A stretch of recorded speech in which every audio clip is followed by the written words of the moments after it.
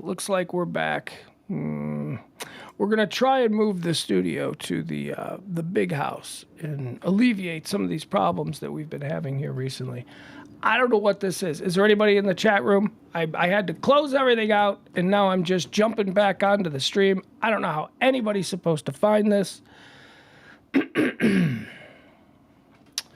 All right, well, somebody did. There we go. Check it in the chat room so I can make sure that this is working, that we're streaming right.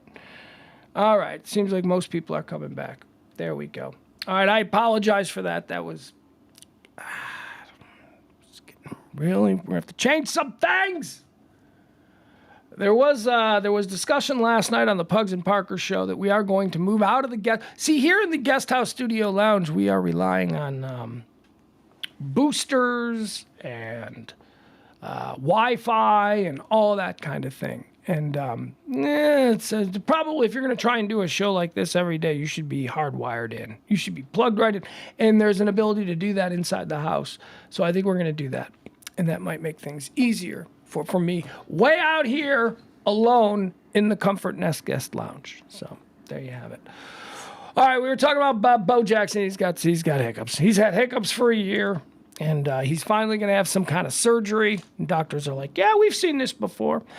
All right, speaking of Southern college football, Senator Tommy Tuberville's taking some crap.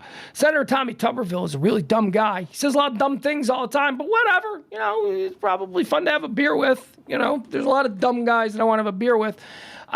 He took a position, apparently Biden, boy, this you should be against. Biden and the Biden administration, at least the military, are taking steps to extricate from the military any white nationalists, white power, Nazis, that kind of thing. So if you hold those beliefs, you are no longer welcome in the United States military. Tommy Tuberville, I don't know if this is what he really thinks or if it's just because, you know, anything Biden says, you have to figure out a way to argue for the other side. I don't know what that is, but Biden says a lot of stupid stuff. So, but sometimes Biden says something you're like, yeah, okay. Like, for instance, if you were to say, hey, should we have Nazis in the U.S. Marine Corps? I'd be like, yeah, no, we should. Do we even have to ask? We gotta write that down. We gotta write it down that we can't have, we shouldn't have Nazis in the military. Apparently we do. Not only do we got to write it down, but we got to have a vote and everybody's got to discuss it. That's where we are. Tommy Tuberville, he doesn't call them white nationalists. He does. He's saying, yeah, I don't support this.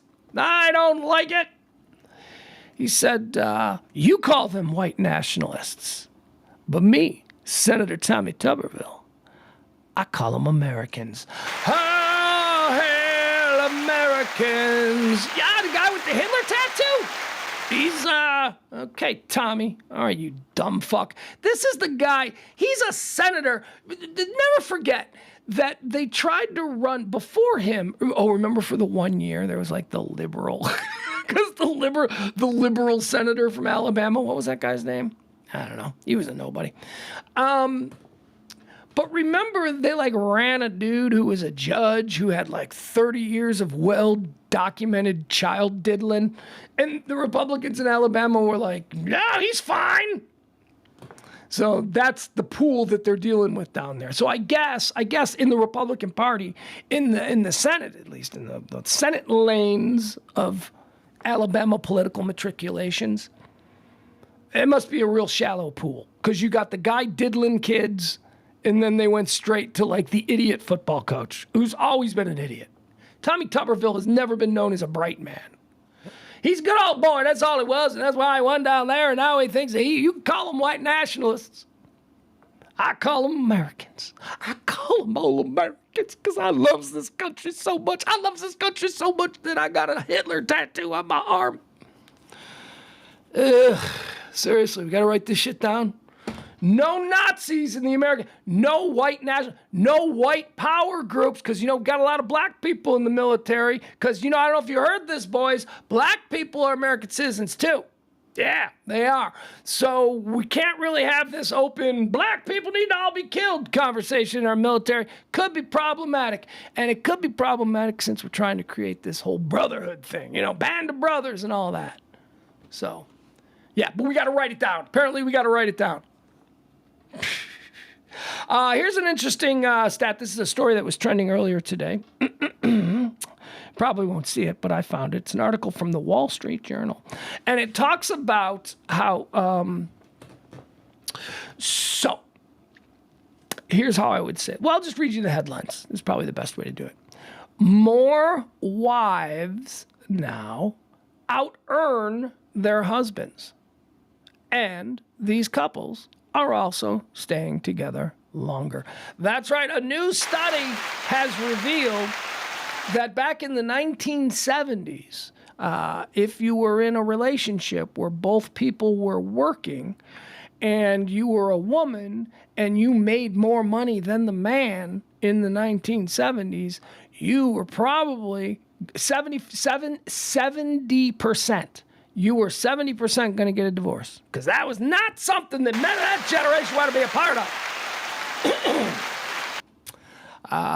It's 4% now. It is down from 70%. So in 2023, in relationships where the men are making far less than the women, men are making less than the women in the relationship. And whereas that used to be a reason for men to leave those women, now that doesn't seem to be the reason anymore. And I'm telling you, it's because men aren't stupid. Men aren't stupid anymore. And here's the other thing I always say about this. Do you know why divorces are down? Because a man who is not making as much as the woman, right? He's going to enjoy that lifestyle, right? He's not going to give that up for whatever reason. Men are different than women. Men will stay in a bad relationship for 70 years just because they're used to it, just because they figured out a way to manage it. Women are the one. Most divorces are caused by women. Not caused. That's the wrong word to use. Most divorces are initiated by women. That's a fact. Women are the ones that leave first. Men will stay in an absolutely terrible relationship. They'll stay in it for years. They didn't care. Whatever. Oh, yeah, there she goes again. All right, leave me alone. And then you'll just, one will live upstairs and the other will live downstairs, and that'll be their life for 40 years. Men will put up with that. Women don't. Some women do. But now what we're learning is that men are more comfortable nowadays with not making as much as their women. I don't get it, man. I'd be totally cool. I mean, I'm trying to think if I've been in. Yes, my first wife made more than me. Yes, my first wife made more than me. So I've been in this relationship before. It's not even anything like we noticed, Well, maybe she did. I mean, I didn't, but then I was the beneficiary. But it also comes down to this idea of this old school sort of programming, really. Of I am the man. And I have a friend. Who we were all out drinking, and he just let it slip. You learn these things. You think you're friends with people, you think you know them, and then they say something, and you're like, holy fuck, man. You are a way different cat than I thought you were. Just one little rebel. This friend of mine said, I don't know how it came up. I don't know how the conversation came up, or what the context of it was. But he announced at the table with all of us we were drinking that he doesn't let his wife drive anywhere, even if they're in her car. So like if they're going somewhere together, he has never been in a car. He's like, I've never been in a car when she's been driving. Because every time we've both been in a car, I drive. And we all made fun of him, because it's like, what? Really?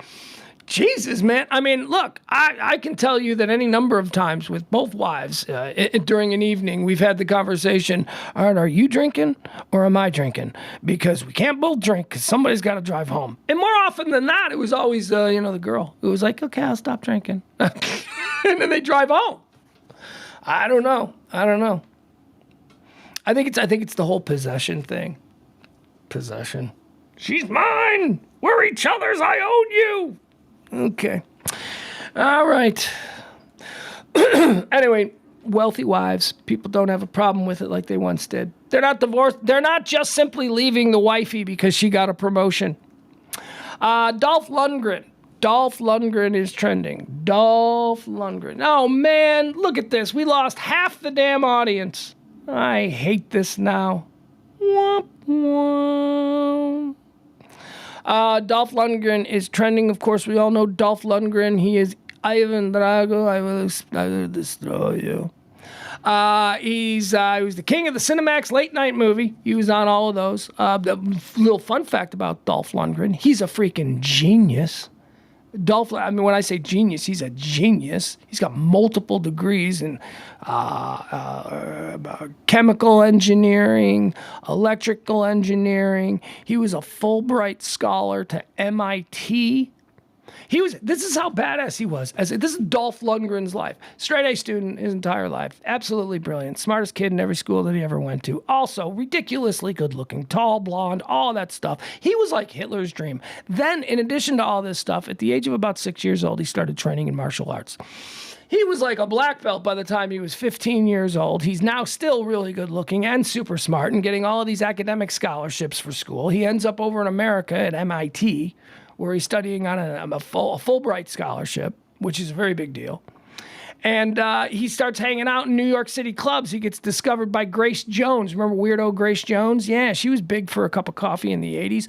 She hires him to be her bodyguard. So now suddenly she's got this crazy-looking Russian dude going everywhere with her.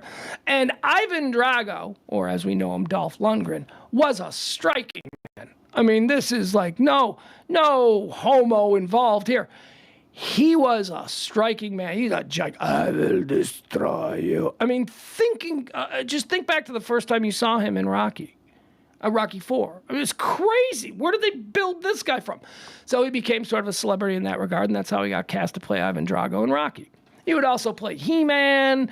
I guess he came back for some of these Creed films. Anyway, Dolph Lundgren, an absolute genius who seems to have been given everything in this world. What a wonderful, fun life for Dolph Lundgren. And it's all coming to an end because he has terminal cancer, and he is talking about it now. Apparently, he's been battling cancer for 8 years, and he is in the last couple of months of it, and now he wants to talk about it. So, if you're from my generation, if you're Gen X, Dolph Lundgren is a fun dude, a cool dude. Just seems like a great guy. Just seems, oh man, that guy was awesome. What memories. Thank you for them, Dolph. Godspeed, Ivan Drago. I will destroy you. He killed Apollo Creed, right? Isn't that what Ivan Drago did? That was the whole thing. That's how Rocky ended up fighting Ivan Drago, the Russian super beast. Because Apollo Creed, it was like a Cold War thing, right? It was like Apollo Creed, America, red, white, and blue shorts, is gonna fight Ivan Drago, the Soviet Superman. And that's where James Brown does the I live in America. I say it, right? That's where we first heard that song. Because that's how that's how Apollo Creed in that, I think it was Rocky 4, that's how Apollo Creed entered to the ring, right? With James Bond. I live in America. And then Apollo Creed, he's all cocky. He's like, oh, you. And he's putting on the show, and he's like, I'm going to kill you, and I'm going to kill you, and I'm the champ. And then the camera shows you Ivan Drago, the Soviet super beast. And he's just in his corner like a friggin' Terminator. Just like laser focused on Apollo. Who's clowning? Apollo's clowning. Dancing with James Brown. Fight starts. Oh my God, he killed him. Literally killed him. That's how Rocky ended up fighting Ivan Drago. That's why Rocky came out. Because Ivan Drago killed Apollo Creed in the ring right there in front of James Brown. What a terrible night. Oh, and the fight spilled out into the casinos, and then Tupac got killed out front. It was terrible. Let's talk about Dolph Lundgren. Okay. So I always think that Dolph Lundgren was in a relationship with Brigitte Nielsen, but she wasn't. He wasn't, right? That was just in the movie, in Rocky 4. In Rocky 4, Ivan Drago's wife or wife slash KGB handler, was Bridget Nielsen. And that's the first time that I think we ever saw Bridget Nielsen. And we were all like, oh my God. She is like the female Soviet version of what that dude is. That dude is like, woo, everything. And she's like that version of him.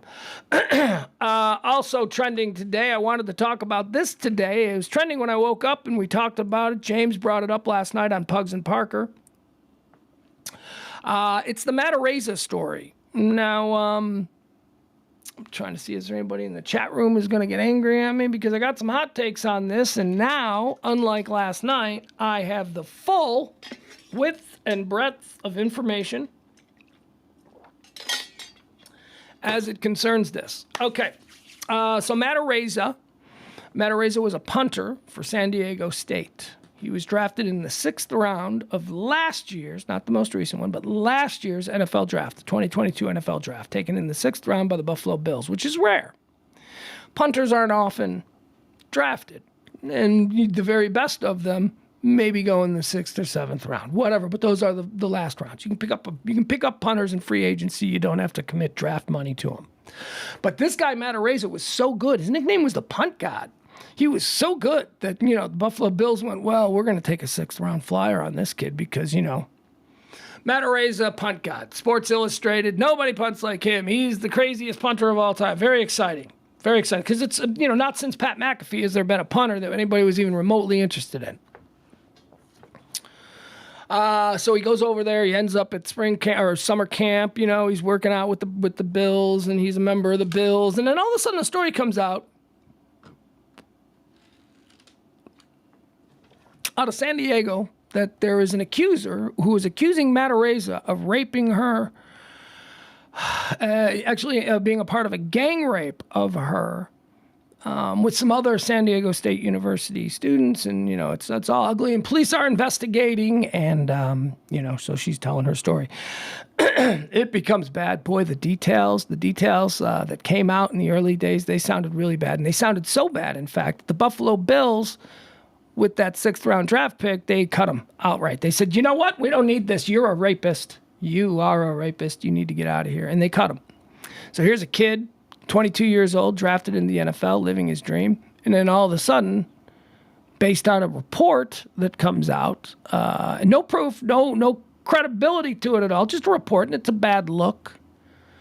Me too and all, So the Buffalo Bills, just without even thinking about it, they said, you know what, fuck it, it's a 6th round pick, let's get rid of him. So they cut him, they got rid of him. It's basically a wasted draft pick, but whatever. So now he's out, now he's got nothing. And that occurred, I want to say, last August, September, something like that, when the Buffalo Bills cut him loose. So there's been an ongoing investigation in all of this time. And I can tell you that, my opinion of this kid was basically solidified in the very early days. I saw the kid giving some, appearing, I heard the kid on podcasts talking before the accusations, and I thought, this kid's a dick. I thought he was he is a dick. The kid actually, it turns out, he seems to be kind of a dick. Kind of cocky. Maybe he's been humbled now. I mean, maybe this is the kind of thing that changes you. That's what life does. Life makes you better. Life makes you better by putting you through the grinder. So maybe he's not that. Maybe what my image of him was just some punky kid who's never really been tested in life. So he goes through all of this stuff. His career's over. He's untouchable. He's probably going to jail. I mean, after all, he's a rapist. That's what we all think. That's what everybody in the NFL thinks. So cut to this week. It's been about 9 months. 9 months of this kid just walking around the streets of the world, as a rapist, as a terrible guy. Comes about 9 months. The story's out now that the prosecutors in San Diego are not going to bring any charges against Matt Araiza. That the San Diego prosecutors don't even think he was involved. And the San Diego prosecutors not only don't think that he was involved, they don't think that anything happened. And this is a very delicate situation because we're talking about a woman who brought charges. And we're all supposed to be sympathetic, and we're all supposed to understand this. Now, I don't know if we need to go through absolutely everything. I spent the better part of an hour reading a number of articles and going through the details and actually looking at the court documents and the exact quotes from the San Diego prosecutor's office. So we don't need to go into that. But suffice it to say, he didn't do it. It's obvious he didn't do it. It's obvious that there is something wrong with this young woman. There is something wrong with this one. She was a 17-year-old girl who was attracted to the idea of attending a college party. That's completely understandable. I get that. Doesn't make you a bad person. But she made some incredibly bad choices. Who knows? Maybe she's trying to fit in or whatever. She was, and again, not a judgment, but a fact based on the dozens and dozens of eyewitnesses who gave the exact same account. You know, I mean, when you talk to all of these people that were witness to these behaviors who were at this party and their stories, you can tell the difference between people who have all been gathered together and gone, this is the story, stick to it, and people who just witnessed the same thing, and there are slight differences, but yeah, it's all the same thing. Every witness at this party, there was nobody that was backing up the accusations of this girl. And here's the one that really flipped it over for me. She was there with 3 other friends. She showed up with 3 other of her underage friends. All 3 of her underage friends back up everything else the witnesses say. She was going around to the party. She is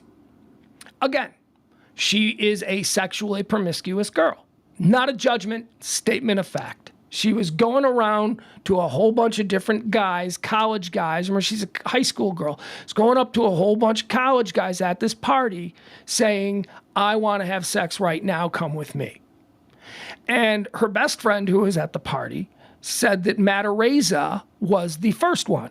Matt Araiza, the punt guy, the guy that we're talking about, the guy whose career was completely ruined by this, that Matt Araiza, when she was at the party, early on in the party, she found him on the side of the house, or she saw him outside in the yard. She pulled him onto the side of the house, and she said, I want to have sex with you right now. And Matt Araiza had sex with her right there. She then went back into the house, and she told her friends, I just had sex with Matt Araiza, and I'm not done. Those are her words, and I'm not done. She then went and had sex in the middle of the room with some other member of the football team, some Samoan guy. Everybody says this. Even her friend says this. Yeah, she had sex with him too. Then it was 2 people right there. Now, at this point, she's had sex and gone up to multiple men. A lot of these guys at this party are like, get out of here, kid, get out of here. Also, the question is, how young was she? Well, she was telling everybody, people were asking her age because apparently she looks young. She was telling people that she was 18. Now, this is what the people who were accused are saying. The people who were accused are saying, yes, she said she was 18. She says that she never said it. She was never asked her. She never talked about her age. Then one of her best friends, one of the victims here, the supposed victims here, one of the supposed victims' best friends produced a video of a party that they were at the week before that had the girl talking to people saying she was 18 years old and claiming that she went to a different college.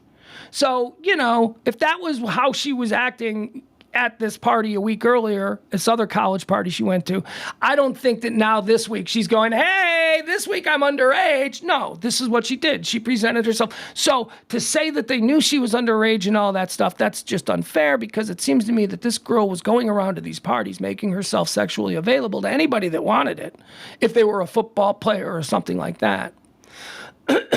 And she was also known to tell people that she was 18 and that she went to a different college, and not that she was 17 and was still in high school. So those are all the ugliest charges.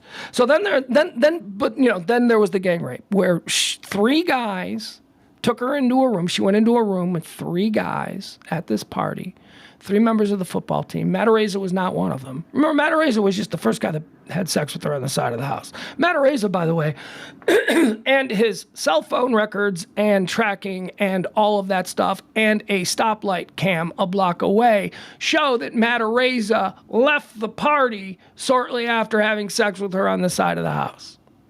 The big rape that ruined Matt Araiza's career occurred hours later in a back room at the party between 3 drunken football players and this girl.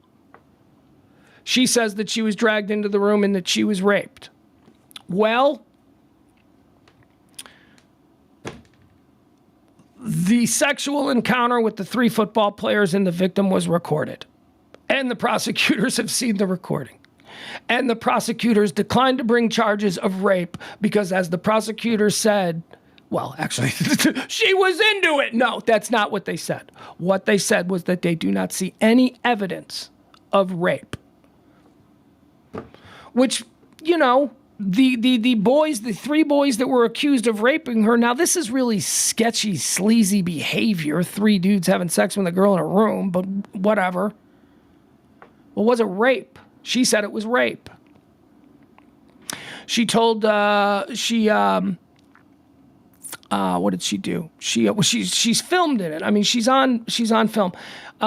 She said that she described to police that her ear piercings, her nose piercing, and her belly piercing were all ripped from her body, causing blood to spill as evidence. And in the video that the police watched, her nose ring was fine, her earrings were fine, and you could see her belly ring. It was totally not touched. So, long story short, Matt Araiza had absolutely nothing to do with this other than he had sex with a girl at a party. He was the big man on campus, you know, Mr. Football player. He was the number one. He's the only player drafted that year out of that school, and he went in the 6th round. He was on Sports Illustrated. He had sex at a party as a football hero in college. That seems like something that he probably enjoyed at a number of parties throughout his life in school.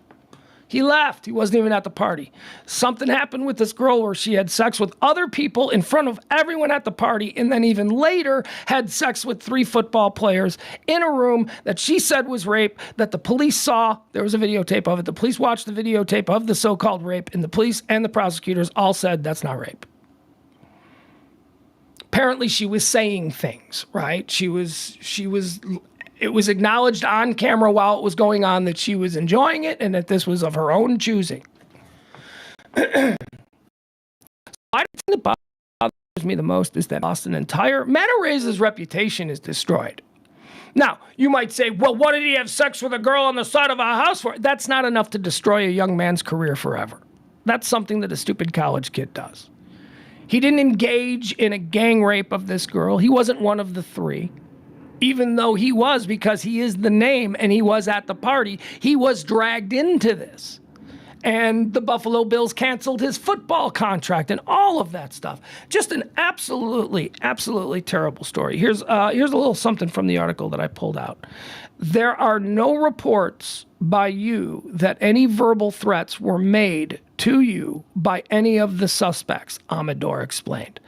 Amador had to have a sit down with the victim and explain to her why he wasn't going to bring charges against these boys and why he didn't believe a rape occurred. So this is from the conversation that he had with her. He said to her, there are no reports by you that any verbal threats were made to you by any of the suspects, Amador explained.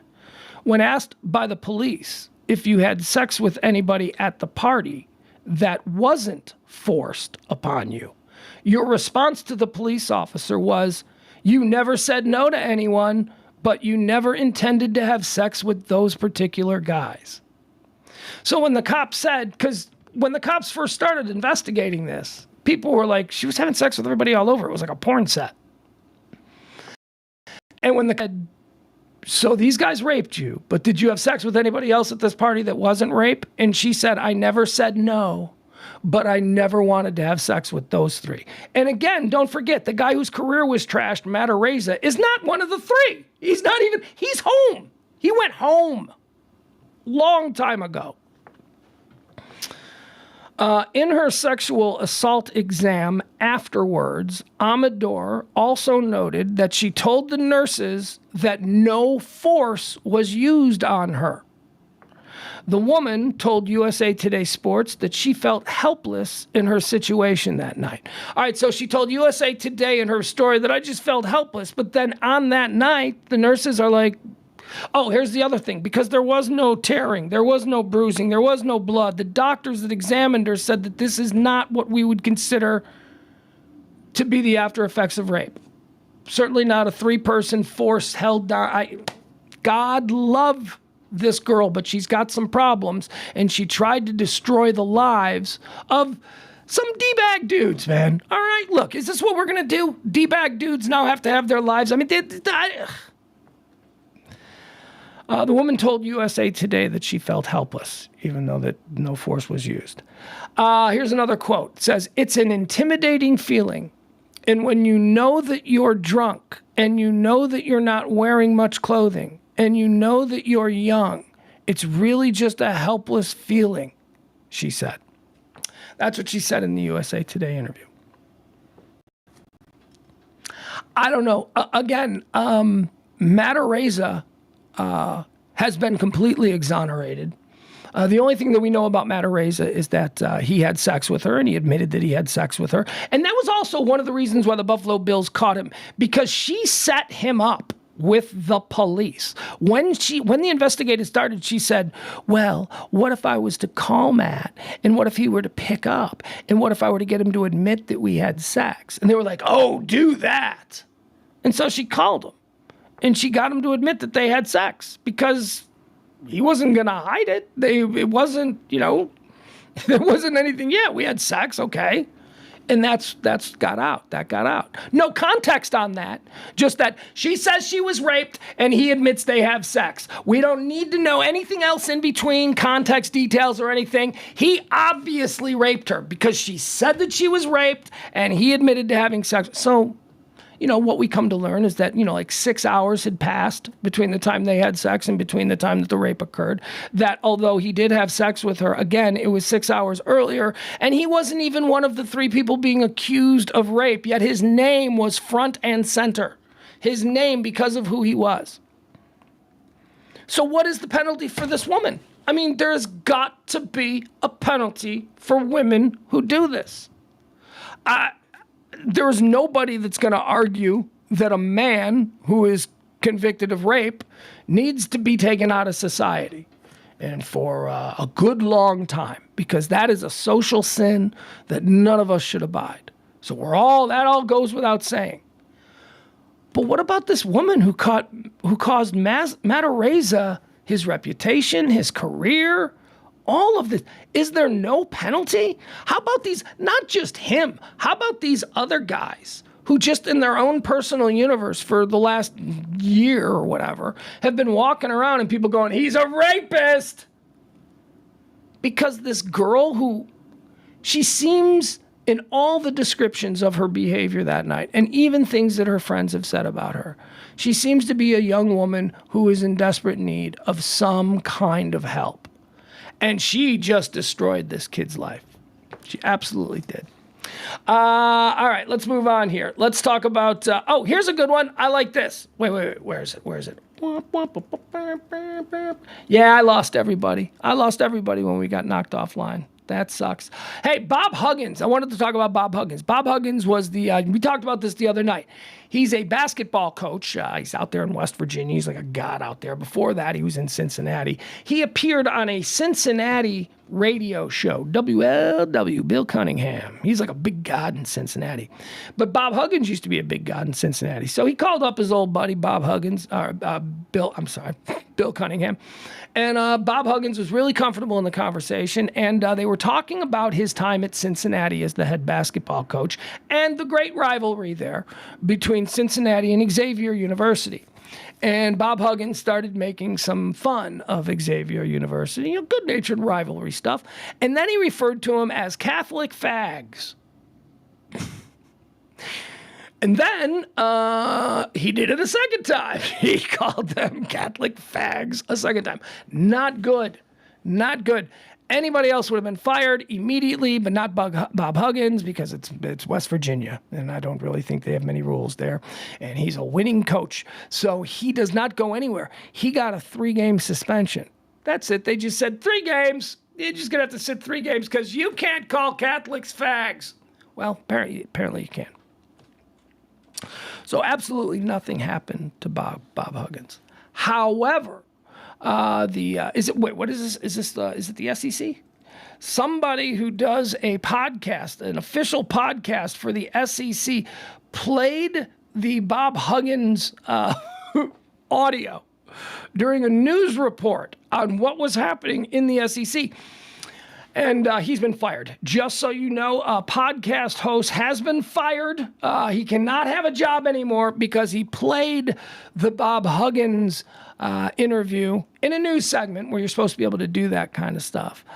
So he got fired. The guy who actually said the thing that he played got a 3-game suspension. Follow the money. One guy is like a $25 an hour podcast host and producer, and the other guy brings in probably $10 million a year to the state. So, you know, that's how you do that. Somebody's head's got to roll.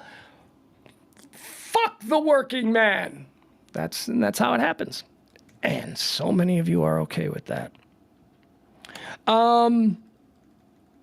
Sorry. What is this? Is this,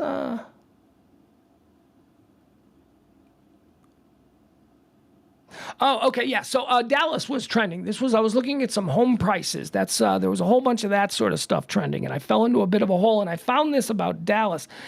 Dallas, this is crazy, where we do the show from here. Dallas has moved into the echelon of cities with the least affordable housing in the entire nation, making the possibility of home ownership for lower-income buyers virtually impossible, and for buyers with an average-sized paycheck, unlikely. This according to a new study. And it's something that I've noticed as well. Dallas used to, when I first moved here 20 years ago, I remember my first apartment, I was paying like $1,500 a month in 2002, 2003, or whatever it was. And it was amazing. I had come from an apartment where I was paying twice that, having to live with a roommate in a space that was half the size in Chicago. So 20 years ago, unbelievable what you could get in Dallas. Compared to like cities like Chicago, New York, Boston, San Francisco, places like that, Washington, D.C., where shit is so expensive. Well, man, Dallas is there now. Dallas apartments are exactly 100% in line now with at least Chicago. It's crazy expensive now here in Dallas. It used to be so affordable. It is not anymore. The average house price in Dallas, okay. So that's a story about Dallas. Here's another thing that was, we like to do lists here. How about this? Here's a list that came out today. These are according to Zillow. So Zillow, who tracks, you ever go on Zillow and just look at houses, your dream neighborhoods and all that kind of stuff. The most popular neighborhoods in America. You ready for this? According to Zillow, the most popular neighborhood in America is Northeast Dallas. Northeast Dallas is the most popular neighborhood in America, according to Zillow. Potential home buyers are locked in on Northeast Dallas more than any other neighborhood in the entire United States.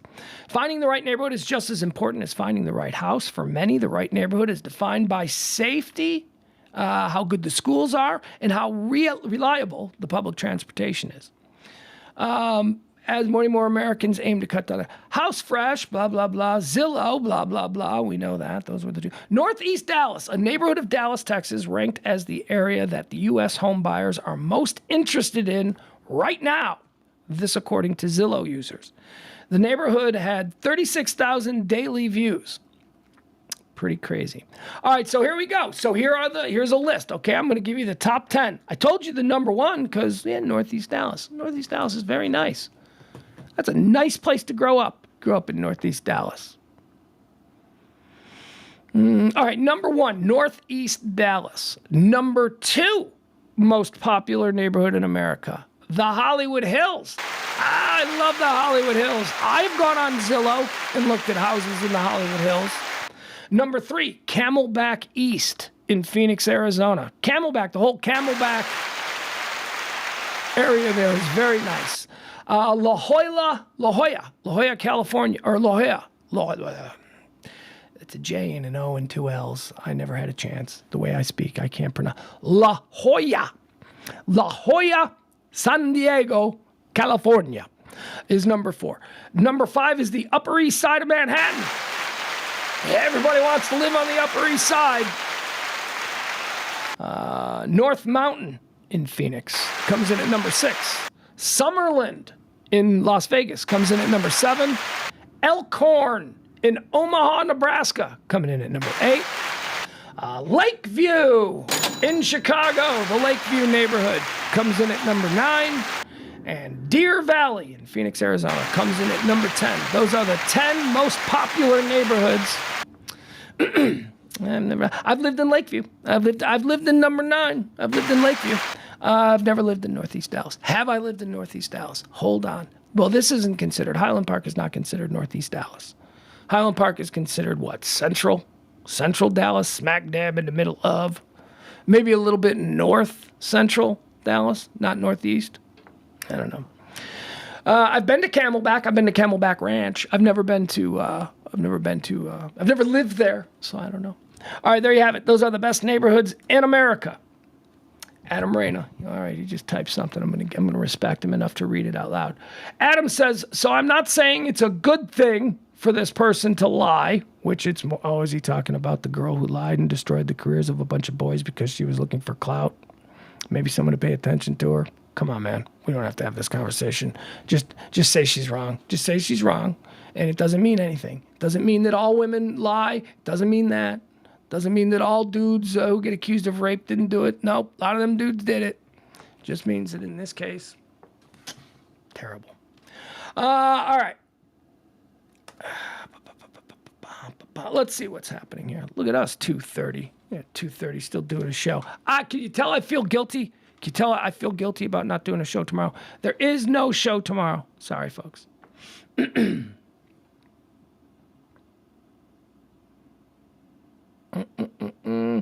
Connie Chung is trending. I saw that. Connie Chung is trending for a really cute reason. Apparently, a whole bunch of little Chinese girls over the past 40 years have been named Connie for her because she's that inspirational that Chinese Americans, they'd have a little girl and they'd see Connie Chung on TV, so they named all their So all of these Connies who were named after Connie Chung met her. And there's a viral video out there of Connie Chung walking into a room and it's just filled with Chinese ladies named Connie. It's cute. It's really cute. It's nice. Let's see what else. I've had a couple dogs named after me. I had somebody tell me that their pug dog was named Pug after me, and then I had somebody else who had just a stupid normal dog whose name was Pugs. Zelda is trending. It's not the same thing as having an entire generation of women who share your ethnicity being so inspired by your career and your accomplishments that they name themselves. That's a little different. I'll agree. Why is Stephen King trending? Who's he getting into it with? Stephen King gets into it a lot with people on Twitter. That's it. We got nothing else. All right, guys, we are out of space. We got no more. Got nothing else I want to talk about here. Join us tonight at 9 o'clock for Pugs and Parker with E and maybe even Key. Doesn't matter. It's an ever-evolving thing. It's different every time. Tip the show if you can. We'd really appreciate that. Hit up the Venmo, hit up the Cash App, whatever it is, however you can. We appreciate it. That's how we stay on the air. Also, like to appreciate a contribution last month from the folks at Sacred Oils. They got us across the finish line, but they can't do that every month. But we do appreciate them. So if you're looking to get into the CBD game, Sacred Oils, 13740 Midway Road there in Dallas. If you go into the shop, Pugs 20% off. Anything you buy, 20% off. That's nice. That's nice. All right. And if you can't do that, tip the show. Just tip the show directly. Both of those things work. We'll see you tonight at 9 o'clock, okay? Man, it's hot. It's so hot. It's so hot. Oh, my God, I'm dying here. All right, bye, everybody. Love you.